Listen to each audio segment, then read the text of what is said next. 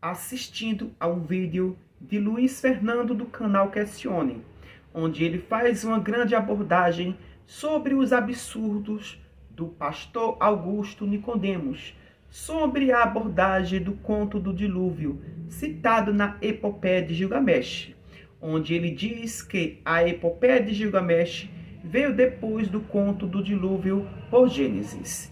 Acompanhe comigo o corte do vídeo a seguir. Queridos, nós chegamos agora na nossa sequência de exposições, na famosa narrativa do dilúvio e da Arca de Noé. Essa não era a única narrativa da catástrofe que varreu o mundo de então. Existiam várias histórias antigas em diferentes civilizações pelo mundo afora de um grande dilúvio que tinha vindo sobre a humanidade e que somente um homem e sua família tinham escapado num barco.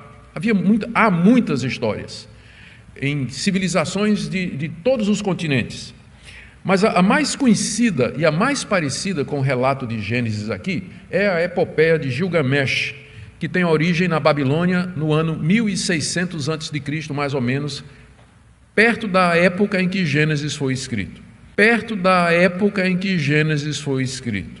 Perto da época em que Gênesis foi escrito. Mentira, senhor pastor Augusto Nicodemos. Você não tem vergonha nessa cara não de afirmar que o livro do Gênesis foi escrito ali por volta do ano 1800, 1500, antes da Era Comum? Aonde você tirou essa prova que até hoje vários acadêmicos, várias pessoas, vários canais, vários professores de hebraico, de grego, tudo mais, procura essa fonte e só o senhor encontrou? O senhor não tem vergonha nessa cara de afirmar uma mentira para o seu público, não? Ali, nesse relato, lemos que os deuses se reuniram num concílio e eles resolveram destruir a humanidade através de um dilúvio por dois motivos. Primeiro, eles queriam evitar que a humanidade se espalhasse muito na terra. E segundo, eles faziam muita zoada. Então, eles queriam acabar com... incomodava os deuses, os homens eram muito barulhentos. E, além do mais, eram muitos. Então, eles resolveram mandar um dilúvio para acabar com a humanidade. Os deuses concordaram, menos um, que aí secretamente avisou o seu adorador, chamado Utnapishtim, ou Atrasis, de que viria o dilúvio e que ele se preparasse. E então Utnapishtim, ele constrói um barco, que na verdade era uma grande caixa quadrada, e se salva nele com sua família, levando alguns animais. Quando a inundação cessa, Utnapishtim sai e oferece sacrifício aos seus deuses, que ficam muito alegres e prometem dar vida eterna para ele, mas ficam surpresos em descobrir que uma pessoa tinha salvado, né? Porque eles não sabiam que tinha um Deus lá que resolveu quebrar o sigilo do concílio e avisou o seu adorador. Eles ficam muito felizes, eles comem dos sacrifícios que Utnapishtim havia oferecido, mas uma vez que não deu certo o plano de acabar com a raça humana, eles criam o aborto e a infertilidade para impedir que a raça humana se espalhe. Em resumo, essa é a Epopeia de Gilgamesh, de origem babilônica, 1600 anos antes de Cristo. Histórias como essa é apenas uma, né? Versões dessa história estão espalhadas pelo mundo e mostra que houve de fato um dilúvio de grandes proporções no mundo antigo, no qual apenas uma família se salvou através de um barco. E como é que essas histórias aconteceram? A explicação é simples. Os descendentes de Noé contaram a história do que eles tinham passado para os seus filhos, que contaram para os seus filhos, que contaram para os seus filhos, que se espalharam por toda a face da terra e amoldaram a história, editaram a história de acordo com os novos deuses que eles criavam e as culturas diferentes que eles inauguraram, isso em lugares diferentes da terra. Como vocês viram aí no vídeo, é assim sucessivamente que acontece nos púlpitos pastorais.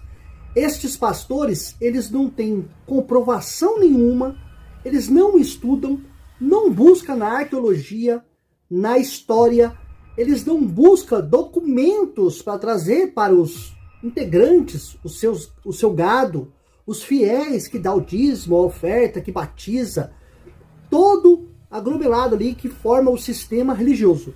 Eles simplesmente afirmam no púlpito e como se fosse a verdade absoluta.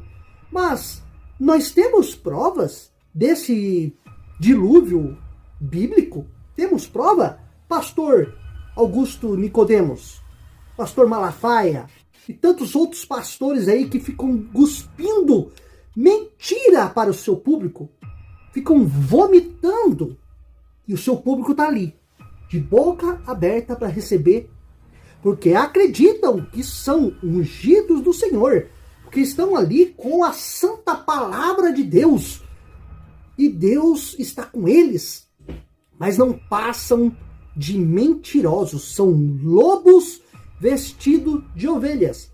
Por que você não pede provas arqueológicas, documentação, historiografia, qualquer outra coisa que comprova a veracidade? Faz o seguinte, pede um manuscrito, um papiro do mais antigo do livro do Gênesis para o seu pastor. Você aí, que congrega na igreja do Augusto Nicodemos, se esse vídeo chegar até você, pede para o seu pastor mostrar para você qual é o papiro mais antigo do livro do Gênesis e como realmente a Torá e que ano foi escrito. Pede para ele falar mesmo a verdade para você. Aonde tem essa história de 1.600 anos antes, onde o livro de Gênesis foi escrito? 1.600 anos antes da Era Comum? Só que tem um grande problema, que eu vou refutar nesse vídeo a história do dilúvio bíblico ou de qualquer outro dilúvio que se diz universal, como o pastor Augusto Nicodemos. As outras culturas não alegam que é uma enchente universal, como a Bíblia judaica afirma, viu? Como os cristãos afirmam que cobriu o pico mais alto de toda a terra. Não, as outras culturas falam que é local. E só vocês ficam mentindo para o seu público. Mas nesse vídeo eu vou provar para vocês que isso não passa de uma mentira, comprovando a existência de uma religião, uma das mais antigas fundamentadas. E aí, depois dessa prova, você vai ficar acreditando nesse mito escrito na Bíblia? Porque papel aceita tudo. Primeiro que tudo, vou somente fazer umas pequenas observações e correções sobre quando o pastor Augusto Nicodemos diz que a epopeia de Gilgamesh foi escrita pelos babilônicos. Mentira! A epopeia de Gilgamesh foi construída pelos sumérios, que historicamente foram os primeiros povos complexos a se formar e a se desenvolver na chamada Mesopotâmia, que a palavra Mesopotâmia significa terra entre rios. Aí também vem uma pergunta: se tivesse sido construída, ou seja, escrita pelos povos babilônicos, qual das Babilônias? Porque tivemos dois impérios babilônios. O Império Babilônico, formado pelos povos amoritas, que teve como o maior imperador Hammurabi, que deu origem ao primeiro código de leis do mundo e da história da humanidade, o Código de Hammurabi. O segundo Império Babilônico, ou Neobabilônico, formados pelos povos caldeus, tendo como o maior imperador Nabucodonosor. Então, a gente vê logo a falta de conhecimento do camarada, enganando suas ovelhas, povos leigos sem instruções históricas e arqueológicas. Vamos para a próxima observação, quando o Augusto Nicodemos diz que a epopeia de Gilgamesh só fala do dilúvio. Não, errado. A epopeia de Gilgamesh fala de um dilúvio, de uma imortalidade, de uma serpente onde se apossa da planta mágica e fica jovem. E o objetivo da história da epopeia de Gilgamesh era encontrar justamente a grande imortalidade. Então, dá para ver a falta de conhecimento desses líderes religiosos quando se trata de história. Eles ficam perdidos, inventando coisas de onde não existe, só para enganar e dar credibilidade àquilo que eles fingem acreditar. Agora vamos analisar quando o pastor Augusto Nicodemos diz que a epopeia de Gilgamesh surgiu perto da época de quando Gênesis foi escrito. Mentira!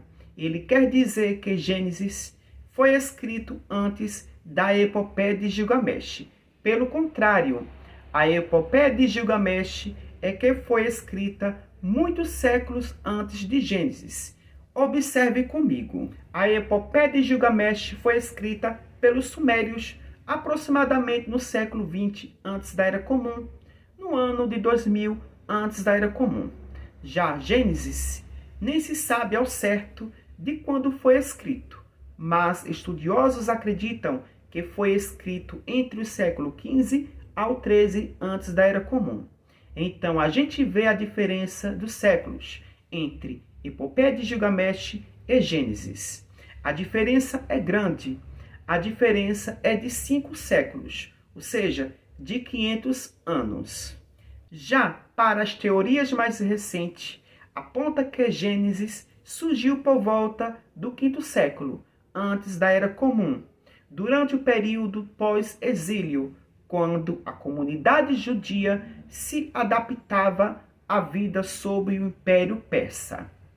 Na verdade, há muitas discussões, controvérsia e teorias de quando Gênesis foi escrito, porque não existe uma datação concreta e exata de quando Gênesis foi escrito.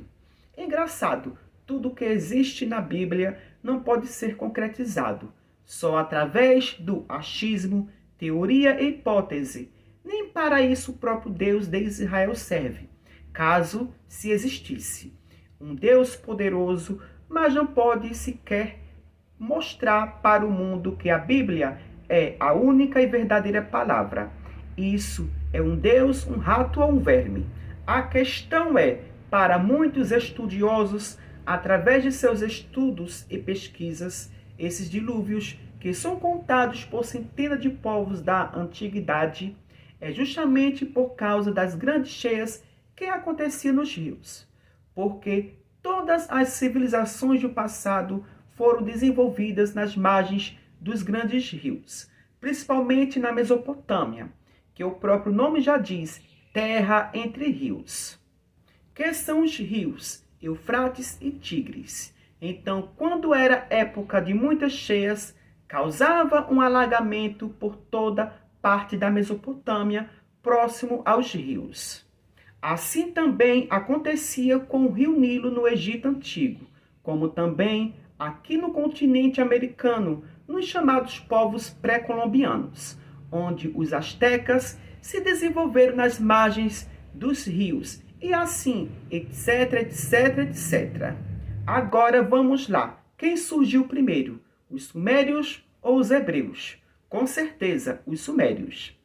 Não se sabe exatamente de onde surgiram os sumérios, mas eles se estabeleceram no sul da Mesopotâmia, onde prosperaram entre 3.500 a 2.000 anos antes da Era Comum, criando cidades-estado como Ur e Uruk, até serem assimilados por povos como os acadianos e os amoritas. Lembrando que os sumérios não desenvolveram impérios, e sim cidades-estado, cada cidade independente e com seus próprios governantes.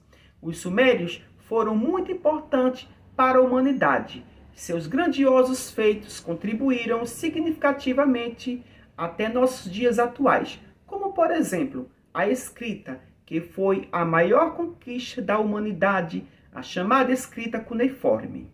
Os hebreus foram um povo de origem semita que surgiu, acredita-se, por volta de 2.000 anos antes da Era Comum, e se destacaram na antiguidade ao estabelecer-se em Canaã, às margens do rio Jordão, na árida região da Palestina. Daí vem seu nome, já que hebreu significa povo do outro lado do rio. Não existem muitos feitos deixados pelos hebreus, só a cultura religiosa judaica, que posteriormente influenciou o cristianismo e também o islamismo de certa forma. Mas não deixou muitos grandiosos feitos, assim como os povos da Mesopotâmia, como escrita, sistema de irrigação, técnica de arado, dentre outros. Não esquecendo, os sumérios também influenciou o judaísmo, com a criação do Gênesis, através da epopeia de Gilgamesh. Até os fenícios foram mais úteis do que os hebreus, como, por exemplo, o desenvolvimento do alfabeto. Criaram sinais para representar os sons das palavras. Esses sinais foram adotados pelos hebreus. Completados pelas vogais, tornou-se o alfabeto grego. Na verdade, os hebreus só copiaram tudo aquilo que outros povos desenvolveram. Os hebreus copiaram a religião da Mesopotâmia, principalmente a epopeia de Gilgamesh e os sinais do sistema alfabético dos fenícios. No Egito não construíram nada. Como é que um povo passa 400 anos em um lugar, ainda governa e não constrói nada? Os hebreus passaram 400 anos no Egito, mas não deixaram nada, nenhuma pedra sequer. Os hebreus deixaram no Egito. Então, é preciso estudar a história para podermos compreender e entender o passado. E principalmente, só conseguimos entender a Bíblia se primeiro entender a história. Caso contrário, só acreditamos naquilo que é contada pela Bíblia, achando que ela é a única e verdadeira palavra de um Deus.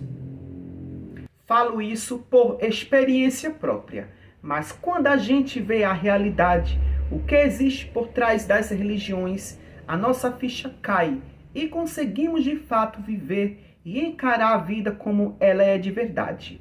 Por hoje só, e até o próximo vídeo. Tchau, tchau.